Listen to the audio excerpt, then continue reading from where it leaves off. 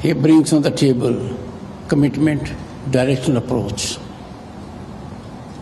Nothing happens in the university, any university, without registrar.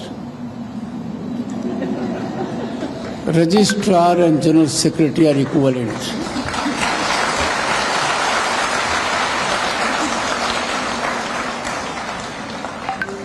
You have to keep them on the right side always to be on the right track.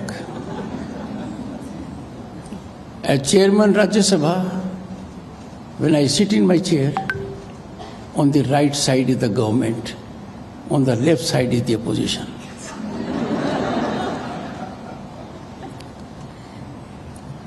Distinguished people in the audience, but I'll salute one, General Amit Mathur, because I happen to be from Sainik School, Chittorgarh.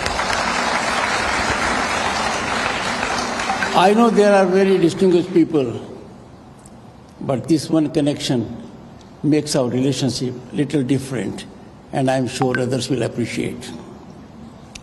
Distinguished members of the faculty, and my dear students, because I am here for you today.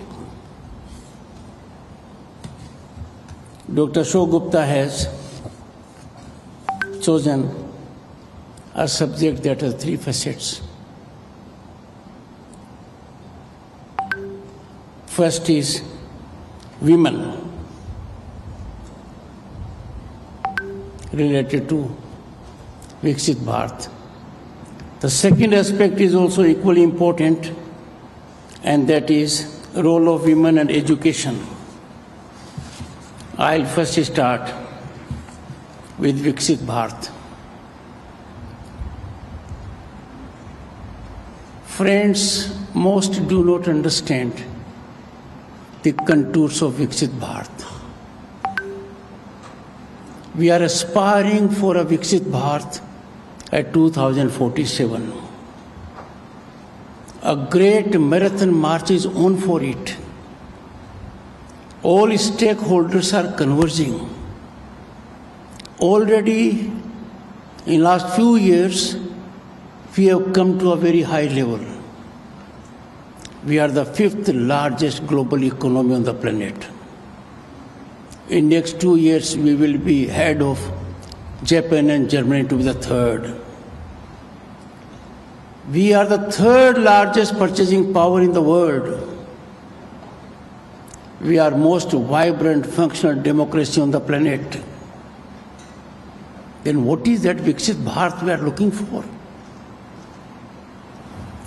Globally, Viksit Bharat has not been defined. Viksit nation has not been defined.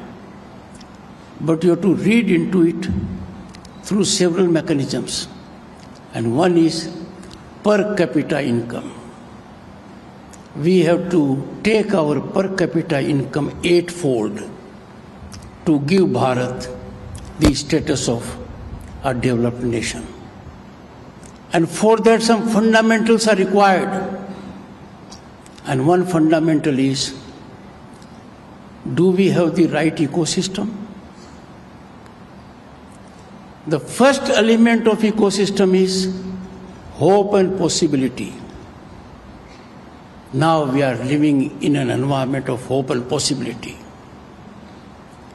There is a mechanism in place where every individual can exploit his or her talent and potential to realize aspirations and dreams.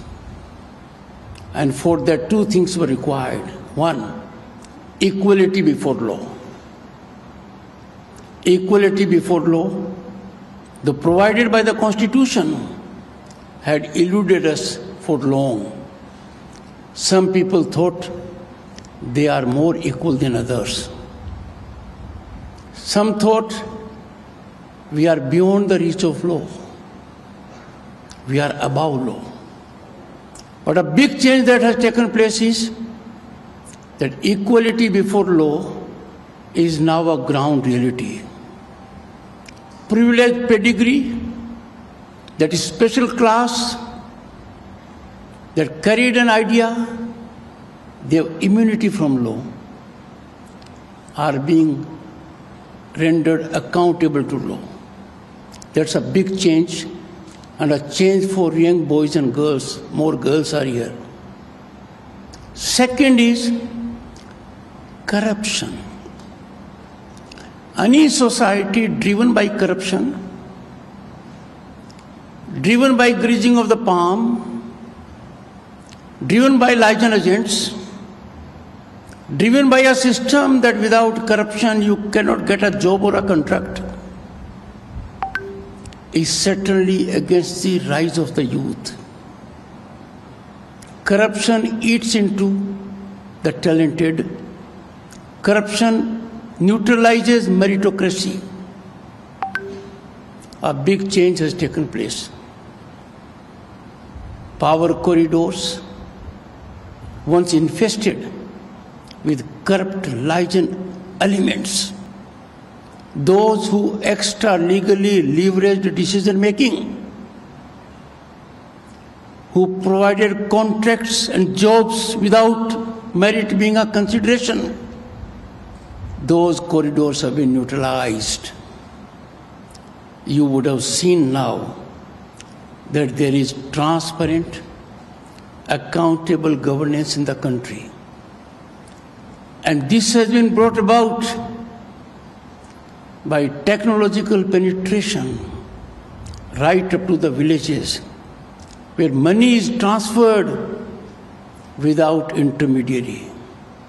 100% reaches the destined person or institution. This big change has taken place. Now, the change having taken place, are our youth still seeking something else? Yes. And that is, they want to be partners, stakeholders, contributors in our journey for Viksit Bharat. And the mechanism is, number one, education. Education is fundamental. Education is most transformative mechanism of change. There can be no change without education. Education has to be quality education. Education has to be purposeful education. Education has to be beyond degree.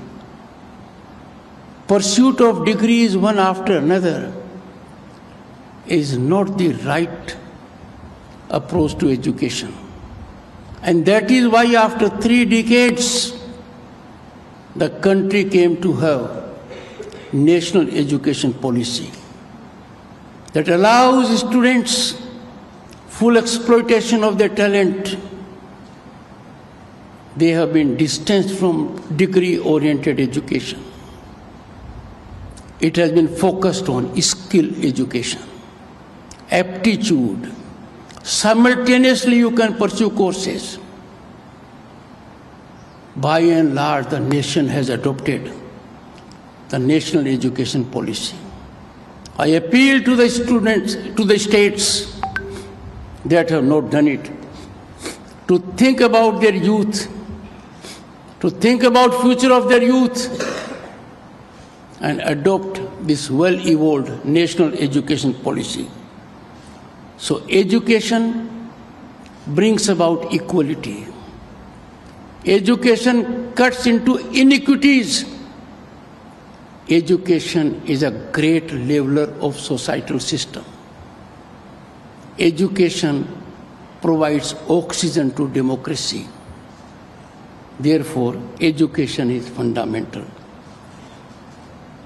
Rightly, education is a component of today's discourse. Now come women education. Women and